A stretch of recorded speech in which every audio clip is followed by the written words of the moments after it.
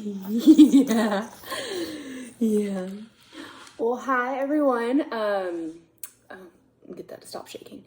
We're just here with a little update. I figured it would be easier to do a video so I can kind of walk everybody through what's going on with Casey right now and what the next steps are. So first and foremost, Casey has surgery scheduled for May 24th. We will be pre-admitted May 23rd. Overnight, just for hydration and just to watch him, just to make sure, and then also that helps us be like perfect right on time for surgery the next morning. Surgery will be all day, more than likely a very long time, several hours. So he'll go to pre-op and then we will wait, and then when it is all complete, he will come back to the ICU. We'll be in the ICU for a few days. First 1 to 2 days, he'll still be intubated. They try to get the tube out of his mouth or extubate him around the first or second day, just depending on how he's doing. Yeah. And then we'll be in the ICU, and then when appropriate, we will go down to the step-down unit for a couple days. At minimum, we'll be in the hospital for about 10 days, but usually it's around 2 weeks. So really and truly very similar to an adult open heart recovery time. The only difference is Casey's not walking, so he'll be doing different baby physical therapies. So I want to kind of break down the procedure he's going to have. And first thing I want to do is talk about normal heart circulation. So I'm going to show you a normal heart here. This is a normal heart. You can see there's the right atrium, right ventricle, left atrium, left ventricle, the pulmonary valve, and the aorta are all in the same place as they should. Now, this is a normal normal heart, excuse me. Casey's is slightly different. So this is Casey's. Let's see if I can make that a little smaller. So technically speaking, the muscle that is, yes. No, don't touch it. Don't eat it. The muscle that is supposed to be associated with the right ventricle in the right atrium and the left ventricle in the left atrium, the muscles at the bottom are switched. So you have technically the stronger muscle pushing the blood towards the lungs rather than the body. Another issue that Casey has is this giant hole in the middle called a ventral septal defect. That just means that his oxygenated blood and his deoxygenated blood are crossing between the middle of the heart. Now, they're doing this, and this is okay with us at the moment because of this right here. This little black circle shows that no blood is going to his pulmonary veins. So no blood normally going this way for a normal heart is not happening in Casey. So he has pulmonary atresia. Now, babies are built in with this extra little valve spot right here called the PDA.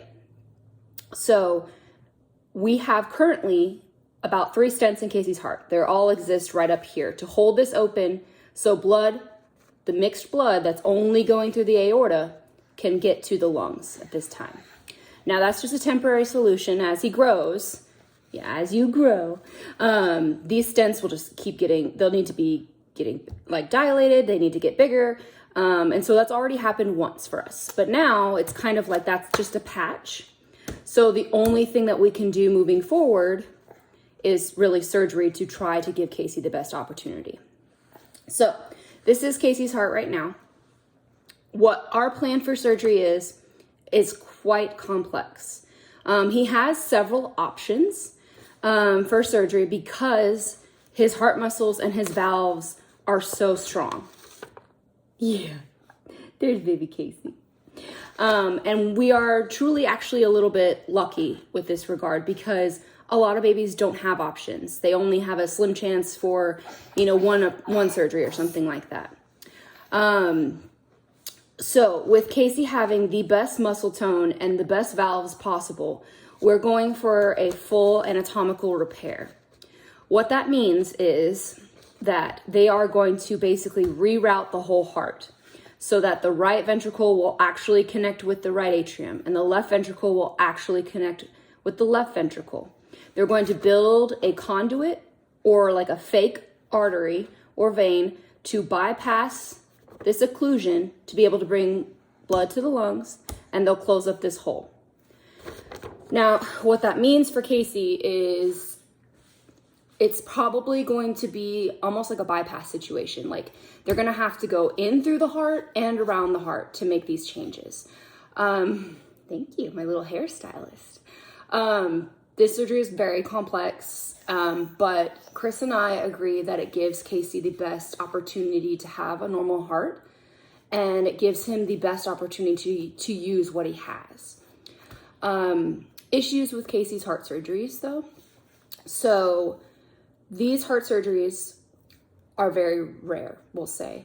So Casey has a condition called congenitally corrected transposition of the great arteries. So about 1 in 20 children have heart defects of some sort. Only 5% of that one have the CCTGA. Thank you, I'll take that. So even being at Texas Children's, the best cardiac hospital around, they only do about 2 to 3 of these surgeries a year, if they do any of that at all. And so that is a little scary. And then also with these surgeries, Texas Children's and other hospitals have made great strides in research, and just these kids are doing phenomenal now with all of the advances in technology. But the thing is, they're just now getting to 30, 40, and 50 years old. So much like Chris, he is an adult program at Texas Children's, but there's just not as many of those adults now as there are children with these issues. So we are lacking data, looking forward to the future. So there's not really a whole lot that doctors can say, oh yeah, well, this percentage of children end up with this or this, that, and the other, right? So basically, worst case scenario is within 10 years, the surgery will fail and Casey will need a transplant. Best case scenario is the muscles hold up and Casey lives long and it never becomes a problem. For example, Chris has had open heart surgery. He had his last revision in high school. He's now 30 years old and hasn't had another surgery yet, and everything is still looking good. So no matter what surgical approach we chose, that was kind of the options. Some were had greater reward, some had greater risks. So we weighed all the options and we kind of decided on the anatomical one. So moving forward, we have a consult this Wednesday with Chris's doctor, actually, Dr. Ermis, who is the head of the adult congenital department. So we can talk about future implications and what his opinion is on all of the different surgical interventions and what he thinks and what he sees from his patients. So we can kind of weigh that future option. And then we have another consult with the surgeon, which is the head cardiothoracic surgeon of the whole Texas Children's, in about 2 weeks, just to confirm our plan, confirm the dates, and get everything on the books. And then in between that and May, we don't have any appointments unless needed. So we watch Casey's oxygen at home. I look for signs of changes in him and all this other stuff, but nothing so far. His stents are holding up really well. He's doing great. He is awesome at sitting. He's starting to roll a little bit. He babbles all the time and loves to stick everything in his mouth. Loves beans, big fan of queso. So he's gonna fit just in with our family with all the Mexican food that we consume all the time. So we just wanted to give a little update, and I wanted to show some pictures so it'd be a little easier for everyone to understand Casey's heart and where we're going from here. A couple people have asked me what they can do to help. And to be honest, we're not 100% sure yet. It is a terrifying thing to have to mentally prepare yourself for surgery and for your child who will literally have no idea what's happening. And just such an unforeseen future. So what we've been thinking is that we would love to have handwritten cards to read to Casey and decorate his hospital room with. No, that's not what you want. And just well wishes from all of our loved ones. And I'll include our address in the notes below just in case. We'd we'd love to have those to be able to take with us and to display them. And then, given we will be in the hospital, oh, this baby's got some thick thighs, he's stuck.